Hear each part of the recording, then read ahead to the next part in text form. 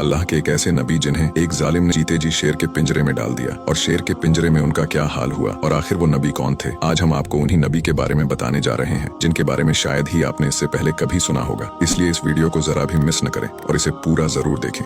जिस नबी के बारे में आज हम आपको बताने वाले हैं उनका नाम हजरत दानियाल अलैहिस्सलाम है। दानियाल अलैहिस्सलाम अल्लाह के बहुत ही नेक पैगंबर गुजरे हैं जो बनी इजराइल के जवाल के आखिरी दौर में यरूशलेम पैदा हुए थे। जब दानियाल अलैहिस्सलाम बड़े हुए तो ये दौर बनी इजराइल का बदतरीन दौर था और उस दौर में लोग बदामालियां, जुल्म, जिनाकारी और तरह तरह के जुल्म में मुब्तिला थे और पूरी तरह अल्लाह के नाफरमान हो चुके थे। लिहाजा अल्लाह का अजाब इस कौम पर बख्त नसर के रूप में कहर बनकर आया। बख्त नसर उस समय बाबिल यानी बेबीलोन का एक जालिम बादशाह था। उसने बनी इसराइल कौम पर हमला कर दिया और यहूदियों की मुकद्दस इबादत खाना हैकले सुलेमानी को तबाह व बर्बाद कर दिया। दानियाल अलैहिस्सलाम का मानना था कि चूंकि बनी इसराइल पूरी तरह से गुनाहों में मुब्तिला हो चुके थे, इसलिए बख्त नसर पर उनका हमला अल्लाह की तरफ से उन पर अजाब था और उसकी तरफ से दी जाने वाली सजा बिल्कुल दुरुस्त और सही है। बख्त नसर ने यरूशलेम को पूरी तरह से बर्बाद कर डाला और गरीब लोगों का कत्लेआम किया और बाकी बचे लोगों को गुलाम बनाकर अपने साथ घसीटते हुए बाबिल ले गया। उन्हीं गुलामों में हजरत यर्मिया और हजरत दानियाल अलैहिस्सलाम भी थे। एक दिन बख्त नसर ने रात में एक अजीब ख्वाब देखा। उसने देखा कि एक बड़ा बुत जिसका सर सोने का था और दरमियानी हिस्सा चांदी का, नीचे का हिस्सा तांबे का और पैर लोहे के थे, उस बुत पर आसमान से एक पत्थर गिरा जिससे वो बुत पूरी तरह टूट फूट गया। वो पत्थर जो आसमान से गिरा था वो इतना बड़ा हो गया कि पूरी जमीन उससे भर गई। बख्त नसर इस ख्वाब से काफी हैरान हुआ और अपनी पूरी सल्तनत से नजूमियों को बुलाया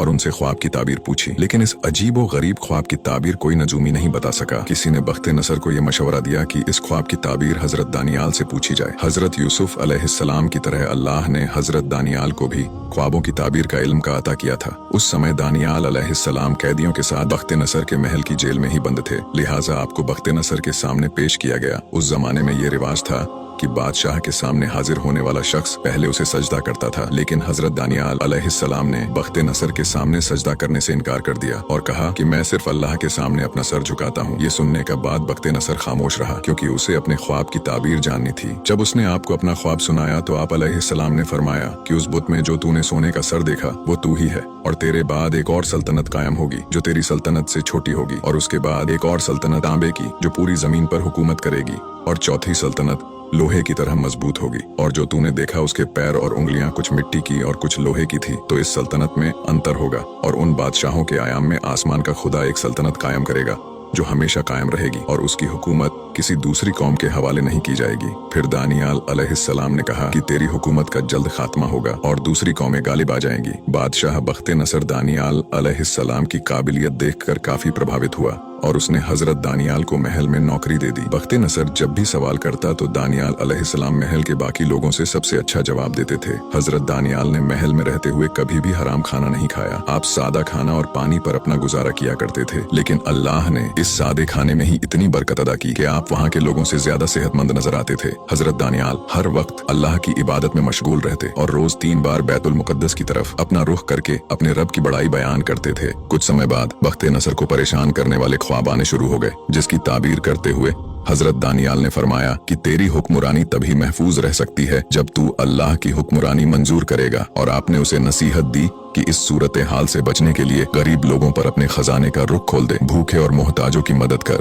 फिर शायद अल्लाह तुझ पर अपना रहम कर दे। बख्त नसर ने दानियाल अलैहिस्सलाम की इस बात पर अमल किया और उसने बनी इजराइल के गरीब लोगों की काफी मदद की, यहाँ तक कि बनी इजराइल का एक शख्स भी भूखा और गरीब नहीं रहा। इसके बाद बख्त नसर पर आने वाला अजाब टल गया और मुल्क के हालात बेहतर हो गए। इसके कुछ समय बाद बख्त नसर की मौत हो गई। बख्त नसर के मरने के बाद उसका बेटा गद्दी पर बैठा जो इंतहाई नालायक और अय्याश बादशाह था। दूसरे वजीर जो हजरत दानियाल अलैहिस्सलाम से जलते थे, उन्होंने बख्त नसर के बेटे को उनके खिलाफ भड़काना शुरू कर दिया और कहा कि दानियाल न आपको सजदा करता है और न ही वो बाबिल की सल्तनत का खैर ख्वाह है। वो तो ये कहता है कि जल्द ही इस सल्तनत का खात्मा हो जाएगा और उसके खुदा की हुकूमत कायम होगी। लिहाजा उस बादशाह ने जब आपके बारे में ये सुना तो उसने दानियाल अलैहिस्सलाम को शेरों के पिंजरे में डालने का हुक्म दे दिया। जब हजरत दानियाल ने शेर के पिंजरे में आदमखोर शेर के सामने खुद को बेबस पाया तो आवाज लगाई कि ऐ अल्लाह, मैं मदद मांगता हूँ तुझे से जिसके आगे ये शेर भी सर झुका देते हैं। उसके बाद अल्लाह की कुदरत से शेरों ने आपको कोई नुकसान नहीं पहुंचाया और बाज रिवायतों के मुताबिक उस वक्त उस कैद खाने फरिश्तों के सरदार जिब्राइल अलैहिस्सलाम हाजिर हो गए और शेर जिब्राइल को देखकर सहम गए। जब सुबह हुई और लोगों ने कैद खाने में झांका और देखा कि हजरत दानियाल सही सलामत उस कैद खाने में मौजूद है और शेर एक किनारे पर बैठे आराम कर रहे हैं, ये नजारा देखकर लोग समझ गए कि आप बहुत ही नेक और अल्लाह के चुने हुए शख्स हैं।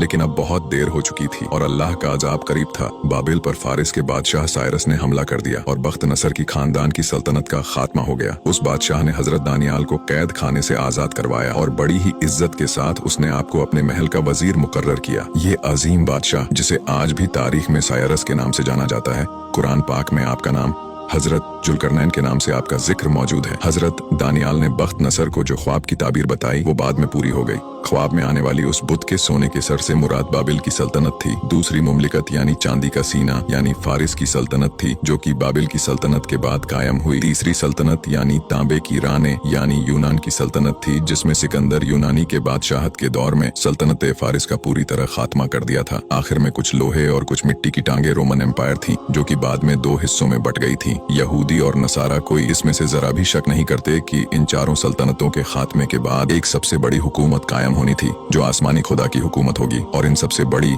अजीम और दुनिया में इंसाफ कायम करने वाली होगी।